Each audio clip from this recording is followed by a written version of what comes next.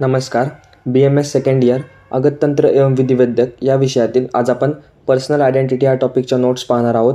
त्यामध्ये आपण personal identity म्हणजे काय, त्यानंतर मीन्स ऑफ आयडेंटिफिकेशन कोणकोणते आहेत आणि त्या सर्वांचे मेडिको लिगल इम्पॉर्टन्स पाहणार आहोत. अगततंत्रच्या सिलेबस कॉपीनुसार हा टॉपिक डिझायर टू नो व नाईस टू नो याच्या अंडर येतो. त्यामुळे तेवढाच मॅटर करा. आला तर MCQ व SCQ येऊ शकतो. SCQ सुद्धा क्वचितच येण्याची शक्यता आहे. त्यामुळे तेवढ्यानेच त्यानुसारच स्टडी करा. जास्त वेळ ह्याच्यावर घालवू नका. तर पाहूयात personal identity. The group of characteristics by which an individual is recognised by himself and others is known as his identity. Identification establishment of the individuality or personality of the person is known as identification. याचे दोन types असतात, complete identification आणि partial identification. Next point आहे identification method. आधी आपण types पाहिल्या तर method किती आहेत आयडेंटिफिकेशनच्या? 3 मेथड आहेत. एक थर्ड पार्टी मेथड आहे, एक सब्जेक्टिव्ह मेथड आहे आणि एक ऑब्जेक्टिव्ह मेथड आहे. थर्ड पार्टी म्हणजे तिसरा व्यक्ती कोणतरी बद्दल माहिती देतो. सब्जेक्टिव्ह म्हणजे कोणी जे प्रत्यक्ष पाहिले तो सब्जेक्टिव्ह झाला आणि ऑब्जेक्टिव्ह म्हणजे एखादा भेटणारे एव्हिडन्स वगैरे त्यानुसार जे आयडेंटिफिकेशन होतं त्याला ऑब्जेक्टिव्ह आयडेंटिफिकेशन असं म्हणतात. त्यानंतर नीड ऑफ आयडेंटिफिकेशन. आता नीड ऑफ आयडेंटिफिकेशन ही फक्त मेलेल्या माणसांमध्ये नसते, तर लिव्हिंगमध्ये पण असते, डेडमध्ये पण असते आणि जे आपल्याला स्केलेटन वगैरे भेटतात त्यामध्ये सुद्धा आयडेंटिफिकेशनची गरज असते.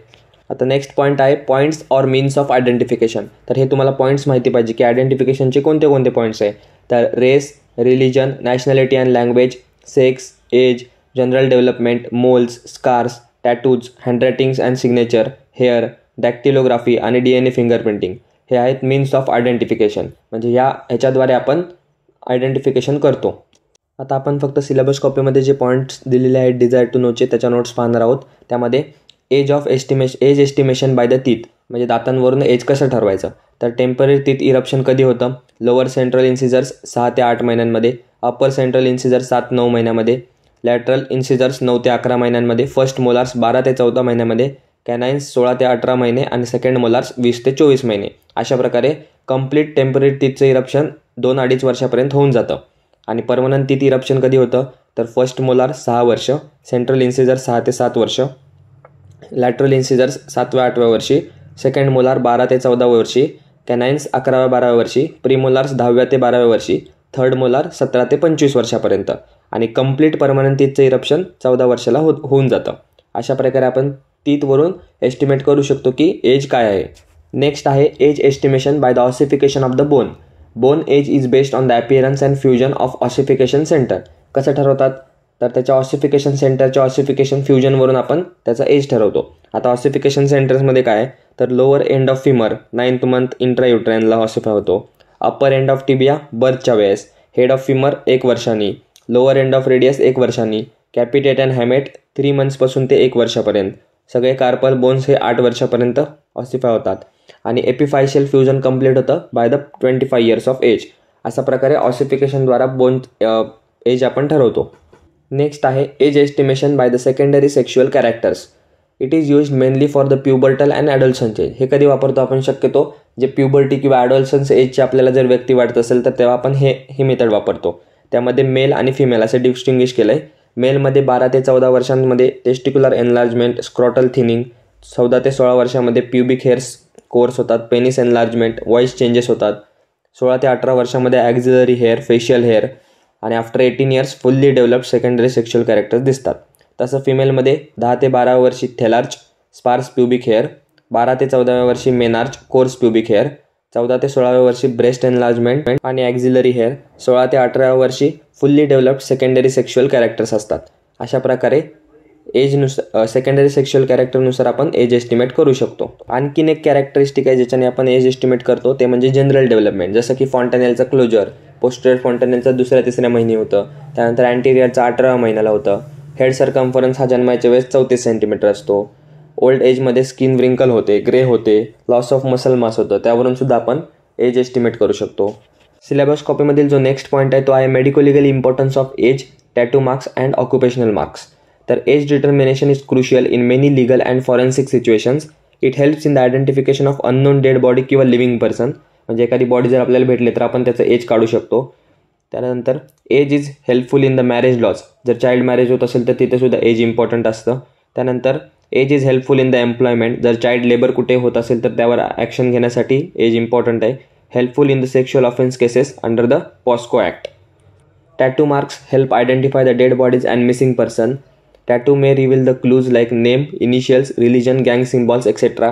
टॅटूवरून आपण त्याचं नाव, एखाद्याचं इनिशियल पहिलं लेटर किंवा एखाद्याचा धर्म किंवा एखाद्या गँगचा सिम्बॉलसुद्धा आपण त्यावरून तो माणूस ओळखू शकतो. Identify the specific group or tribes. त्यानंतर ऑक्युपेशनल मार्क्ससुद्धा आयडेंटिफिकेशनसाठी वापरले जातात. जसं की कार्पेंटर असेल तर त्याच्यावर सॉची इंजुरी असते, टेलर असेल तर निडलच्या प्रिक असतात, स्टुडंट असेल तर त्याच्या बोटांवरती पेनचे मार्क्स असतात. अशा प्रकारे ऑक्युपेशनल मार्क्ससुद्धा यूजफुल असतात. त्यानंतर पॉयझनिंग केसेसमध्ये सुद्धा आयडेंटिफिकेशनसाठी वापरलं जातं आणि क्राईम इन्व्हेस्टिगेशन क्लूजमध्ये. तर अशा प्रकारे त्याचा मेडिको-लिगल इम्पॉर्टन्स होता. नेक्स्ट पॉईंट आहे medico legal importance of race, religion, sex, moles आणि hair. Race helps in the identifying unknown person through the physical and anthropological features. रेसमध्ये काय येतं, फिजिकल्स आणि अँथ्रोपॉलॉजिकल फीचर येतात, जसं की क्रॅनियल शेप, फेशियल फीचर्स, स्किनचा कलर, हेअरचे टाईप अशा प्रकारे. त्यानंतर रिलिजियस सिम्बॉल जसं की थ्रेड, सिंदूर, टर्बन, क्लोदिंग हे सुद्धा आपल्याला आयडेंटिफिकेशन ऑफ पर्सनमध्ये मदत करू शकतात. त्यानंतर clues from the dead body जसं की सर्कमसिजन, पिअर्स टियर ह्यावरून आपण समजू शकतो की डेड बॉडी कुठल्या ह्याचे, रिलिजनचे वगैरे. Help in postmortem examinations. पोस्टमॉर्टमचे एक्झामिनेशनसुद्धा मध्ये सुद्धा त्याची हेल्प होते. नेक्स्ट आहे sex helps in identification of unknown bodies. आपण पेल्विस बोनवरून, त्यानंतर स्कल बोन्स, एक्सटर्नल जेनिटलियावरून सुद्धा सेक्स आपण कळू शकतं. Moles are the permanent and unique marks on the skin. Helps match identify in disputed cases. जर डिस्प्युटेड केसेस असेल तर त्यामध्ये आपण मोल्स किंवा असे बर्थ मार्क्सवरून आपण बॉडी आयडेंटिफाय करू शकतो किंवा पर्सनला आयडेंटिफाय करू शकतो. त्यानंतर hair at the crime scene link to the suspect. जर आपल्याला एखाद्या क्राईम सीनवर हेअर सापडला तर आपण त्याचं DNA सॅम्पलिंग करून आपल्याला त्या व्यक्तीचा सुद्धा शोध घेऊ शकतो आपण. त्यानंतर पॉयझनिंग केसेसमध्ये आणि स्पेसिस किंवा रेस आयडेंटिफिकेशनमध्ये. आता सिलेबस कॉपीनुसार या टॉपिकचा जो लास्ट पॉईंट आहे तो म्हणजे medico legal importance of handwriting, dactylography, DNA typing आणि सुपर इम्पोजन. आता याचा अर्थ तर तुम्हाला माहिती असणं अपेक्षित आहे. हँडरायटिंग, आता एखाद्याचं अक्षर, आयडेंटिफिकेशन ऑफ एन इंडिव्हिज्युअल, त्याचं अक्षर युनिक असतं, त्याची सिग्नेचर युनिक असते, तर त्यावरून आपण त्याचं आयडेंटिफिकेशन करू शकतो. त्यानंतर डिटेक्शन ऑफ द फ्रॉड, एखादा फ्रॉड होत असेल तर त्याचं सुद्धा हँडरायटिंग एक्सपर्टद्वारा आपण शोध घेऊ शकतो. त्यानंतर verification of the disputed documents, criminal investigation. Next आहे dactylography. Till date it is the best system of identification. Dactylography ही बेस्ट सिस्टीम ऑफ आयडेंटिफिकेशन आहे. दुसरी बेस्ट सिस्टीम ही डेंटल स्टडी आहे. आयडेंटिफिकेशन ऑफ द क्रिमिनल्स, त्यानंतर unknown bodies ओळखण्यासाठी आणि civil केसेसमध्ये. नेक्स्ट आहे DNA typing. Identification of person, प्रत्येकाचा DNA वेगळा असतो. त्यानंतर पॅटर्निटी डिस्प्यूट्समध्ये, क्राईम सीन एव्हिडन्समध्ये, सेक्शुअल ऑफेन्स केसेसमध्ये आणि मिसिंग पर्सन इन्व्हेस्टिगेशनमध्ये DNA टायपिंगचा उपयोग होतो.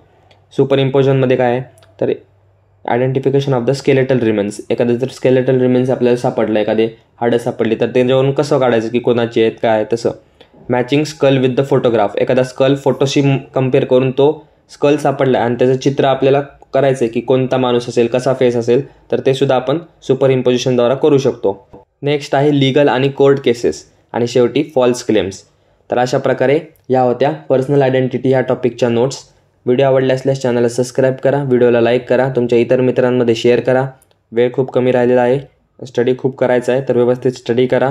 एक्झाम संबंधित तुम्हाला काही डाऊट असेल, शंका असेल तर तुम्ही टेलिग्रामवर मेसेज करू शकता किंवा तुम्ही यूट्यूब कमेंटमध्ये सुद्धा मेसेज करा. कोणत्या विषयाच्या जर तुम्हाला नोट्स हव्या असतील, शॉर्ट ट्रिक्स हव्या असतील तर त्यासुद्धा तुम्ही कमेंट करू शकता. ते सुद्धा मी तुम्हाला पुरवण्याचा पूर्ण प्रयत्न करेल. भेटूया एका नवीन व्हिडिओमध्ये नवीन टॉपिकसोबत. धन्यवाद. So guys, subscribe Ayurveda Essence for more such videos. You will get all handwritten notes here.